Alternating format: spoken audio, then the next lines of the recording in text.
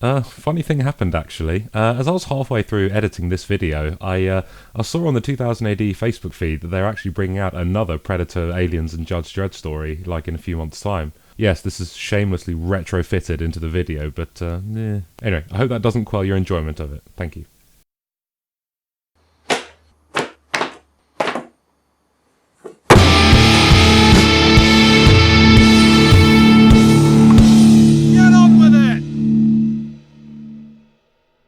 Hello! I'm Lord Jimsicle, and you're watching You Have Progs, a program all about the galaxy's greatest comic, 2000 AD. The Alien movies. They're pretty good, eh? I watched them again recently, but then it got me thinking about the various comics that spun out of the franchise. They were published by Dark Horse Comics. But I'm not talking about the ones that followed Hicks and Newt from Aliens. I'm talking more about the crossover variety. No, not those ones. Over the years in comics, the famous xenomorphs have actually crossed paths with many heroes in various miniseries, most of which are out of continuity. So I thought I'd have a little poke around in my collection, and I thought I have to talk about my favourite crossover. Judge Dredd vs. Aliens. This crossover depicts a face-off between the titular aliens and the galaxy's greatest lawmen. It ran simultaneously in the weekly sci-fi anthology comic 2000 AD and as a 3-issue miniseries by Dark Horse in 2003. This story was co-written by Judge Dredd creator and co-founder of 2000 AD John Wagner and fan favourite Andy Diggle, with art by Henry Flint. The premise of the story is that the famous aliens have made their way into Megacity 1. I'm not going to tell you how or why it happened, you're just going to have to read it yourself. Like with most stories involving the creatures, it takes more cues from James Cameron's action flick Aliens than the suspenseful horror that was present in the 1979 original. Such cues consist of a number of armed personnel, in this case the judges, battling hordes of aliens along with the presence of an alien queen rather than just one alien. Ah, there's an interesting idea. Who would win? United States Colonial Marines or Megacity Judges? We're talking Dredd versus Hicks, Ripley versus Anderson. Give us your answers in the comments or on Twitter. It's worth mentioning that the creatures here are closer to the biomechanical-like creature from the 1979 film rather than the insect-like creatures from the Cameron film.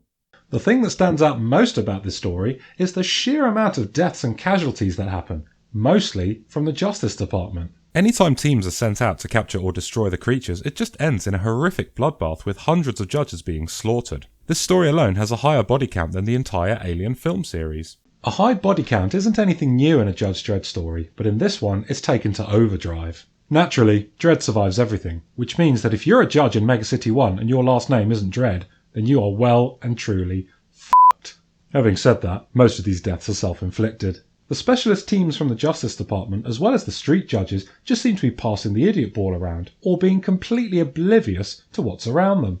Examples of this are a judge firing his lawgiver at an alien at point-blank range, only to be covered in the famous acidic blood that the creatures are known for. That itself is an easy mistake, especially if the character hasn't encountered such a creature before, but what I'm talking about is that other judges have just witnessed one of their own getting their faces melted off by the alien's lethal blood, only to start shooting at them as well at a similar distance. I think you can guess what happens afterwards.